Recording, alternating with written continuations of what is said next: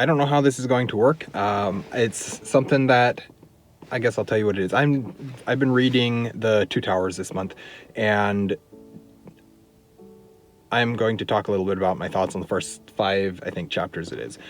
So with this book, currently David Wiley and Steve Donoghue are also reading it at the same time, and they have both been doing videos talking about their thoughts as they've been going through it. I think both of them jumped into it without having reread the first part, Fellowship, without having reread Fellowship. And I reread Fellowship in January like I normally do, and as part of my annual reread of the Lord of the Rings, I end the year with The Hobbit and I start the year with Fellowship, or with Lord of the Rings. And so going through Two Towers this time, I just gonna give a couple of my thoughts as I was going through it. I don't know exactly how I'll do this because I'm not sure what my plan was for it, but I guess I'll just briefly go through what was happening in each of the first 5 chapters. So the chapter 1 of book 3 is called The Departure of Boromir, and it is about about the death of Boromir, essentially, and how, obviously spoilers for this book if you haven't read it, which, whatever, go read it, or whatever.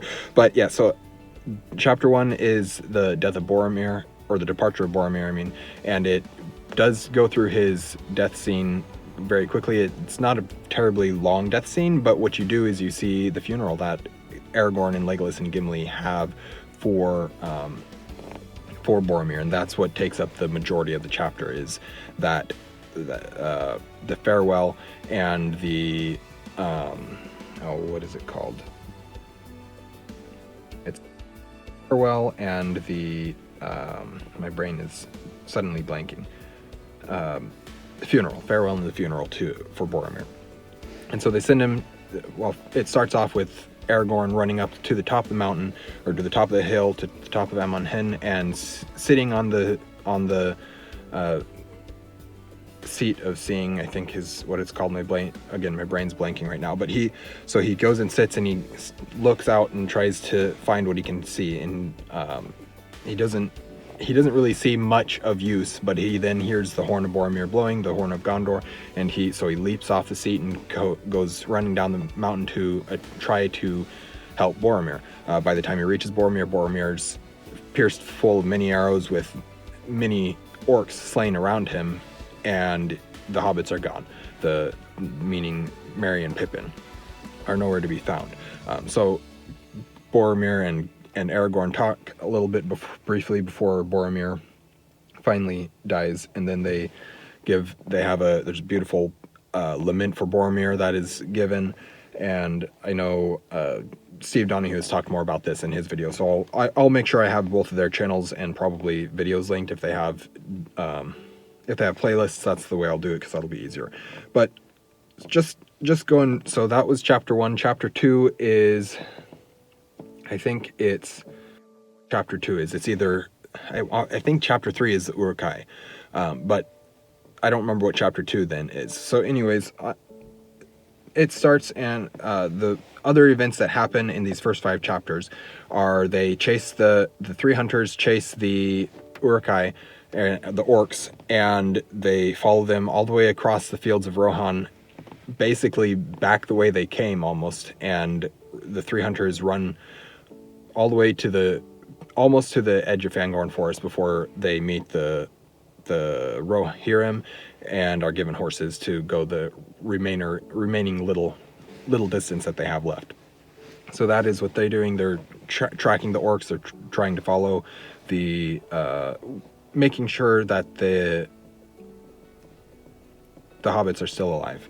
At the same time, we get Merry and Pippin's story, and that is Merry and Pippin being hauled along by the orcs, running all the way down to, I guess Riders of Rohan is one of those chapters in there as well.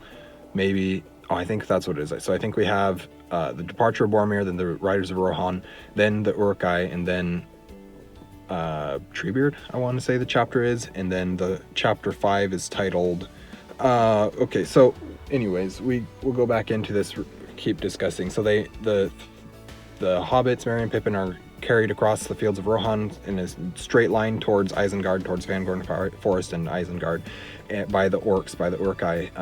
The various types of orcs.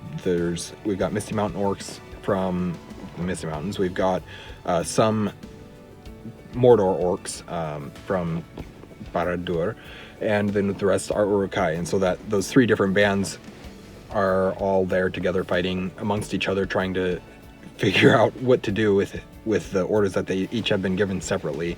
The Uruk-hai are the most numerous and the strongest, and so they end up winning out and take the hobbits to Isengard, or take the hobbits to Fangorn Forest. At the edge of Fangorn Forest, the Rohirrim catch up to the orcs and slaughter all the orcs, and Merry and Pippin manage to escape into Fangorn Forest, where they then meet Treebeard. And I will note this, I did note it in my notes as I was listening through, but Treebeard is just so refreshing, that the character and his role in the story, you just meet him and it's nice. Like, you go there and it just feels nice to be there.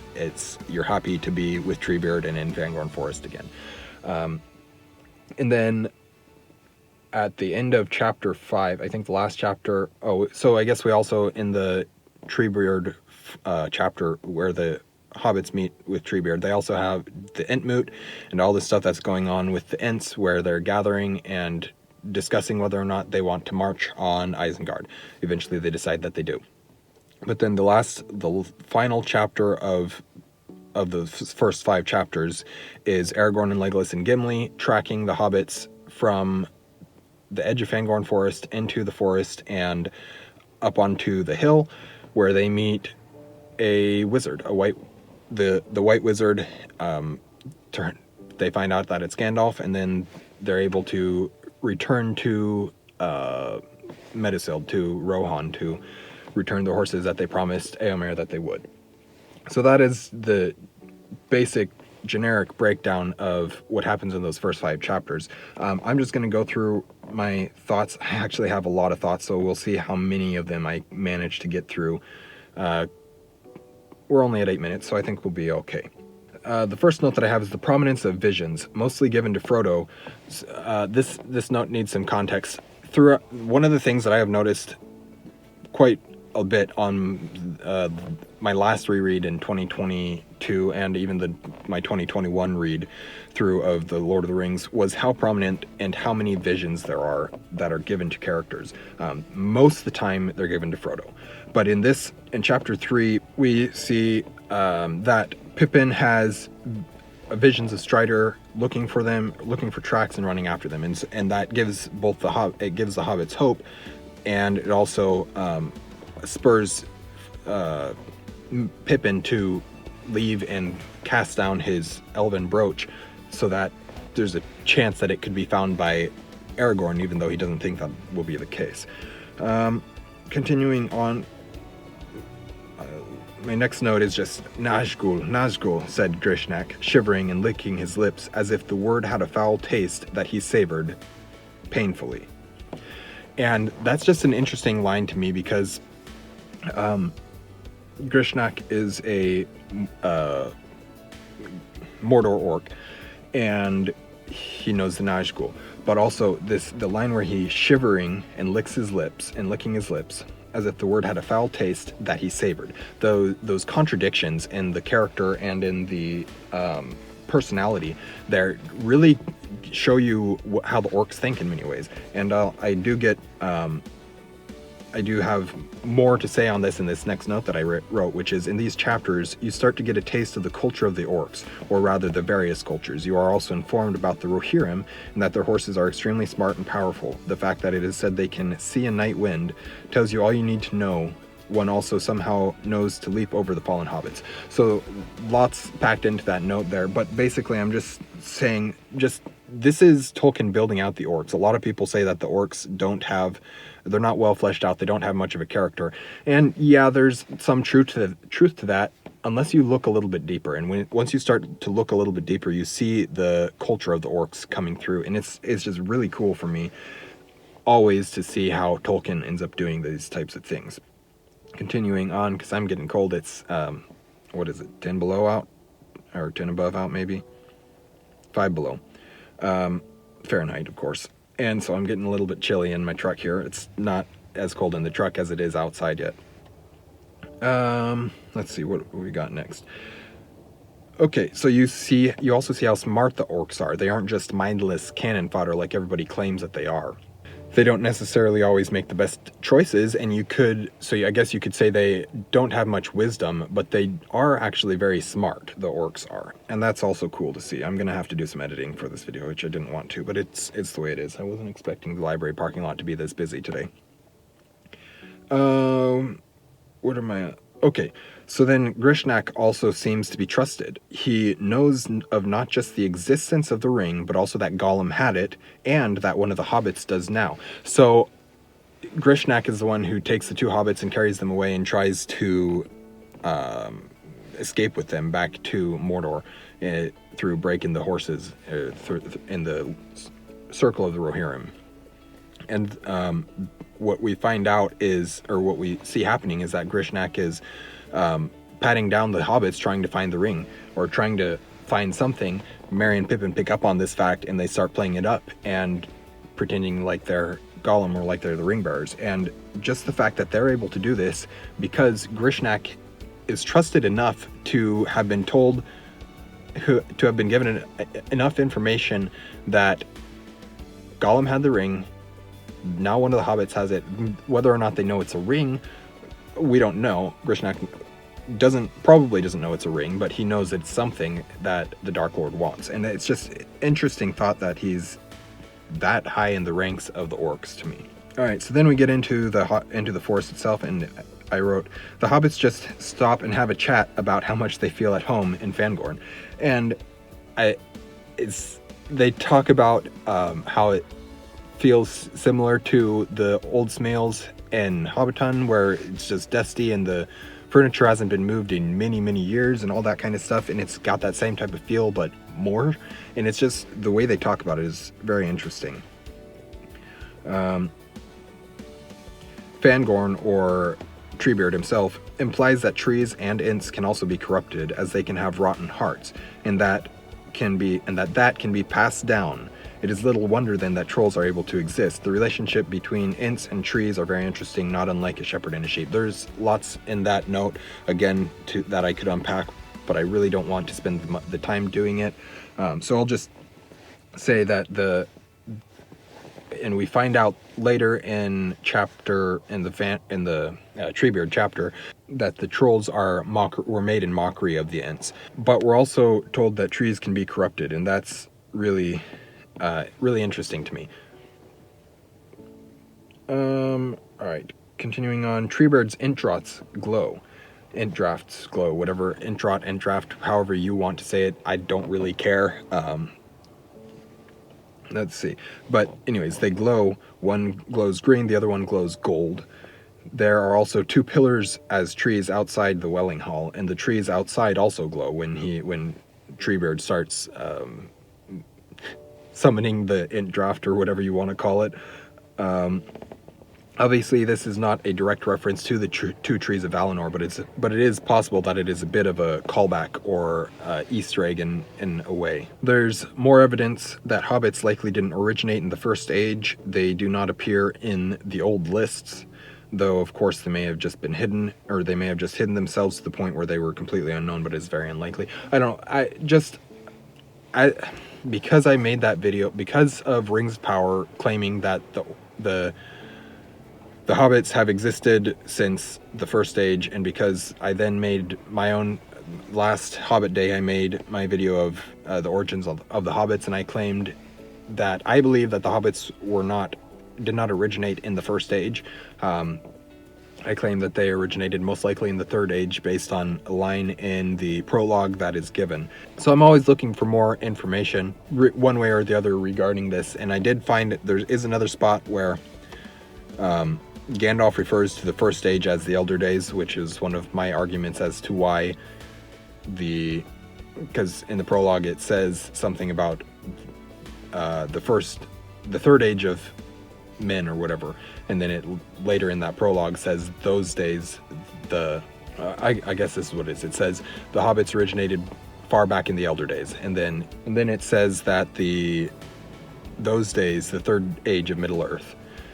So those two connections kind of, anyways, go watch, I'll link that video, go watch that one if you want to know my argument in that case, in that instance right there. But there is this thing, the evidence to support that they didn't originate in the first age is through the fact that they don't appear in the old lists that Treebeard has.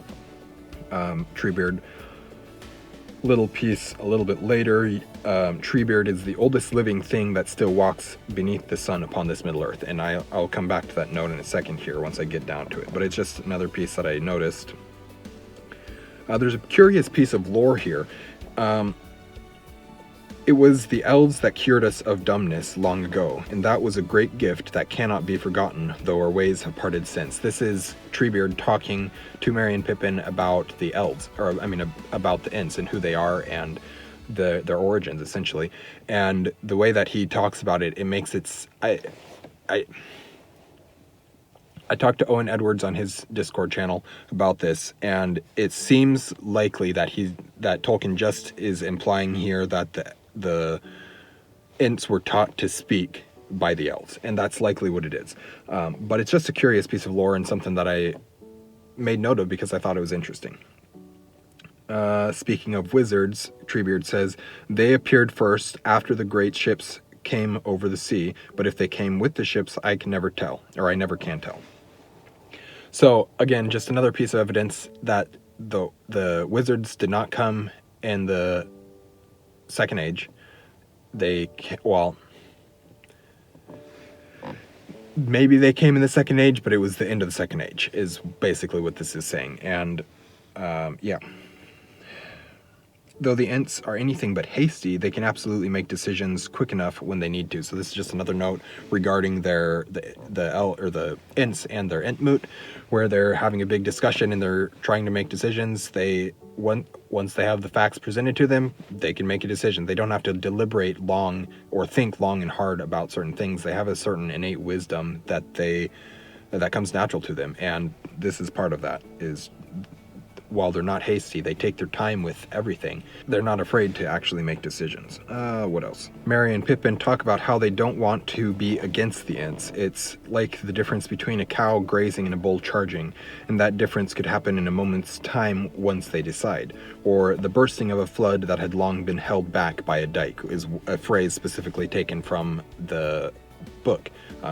Regarding their decision and the change that came over the Ents. Just another interesting line a couple interesting lines that I wrote down. Since the wars of Sauron and the men of the sea, and then wizards should know better, they do know better. These are both lines from Treebeard talking about, the second one about wizards is talking about the treachery of Saruman, and then the first one, since the wars of Sauron and the men of the sea, is him discussing how the Ents haven't been roused like this since that time, since the end of the Second Age, which is interesting to me because as much as I have issues with Rings of Power, that could be very interesting if we see the Ents rise up and fight against Sauron during that time. It would make me happy to see that.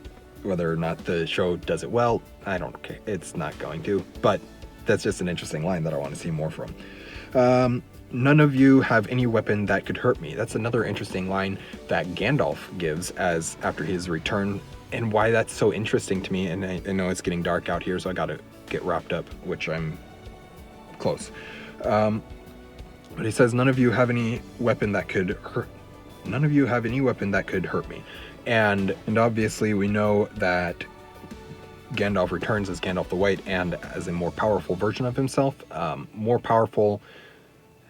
Not in terms of just the sheer power, the raw power that he has, but in terms of, I guess, what he's allowed to do would be a good way of putting it. He has the same level of power, but he has more authority now, and that's just another interesting note for me.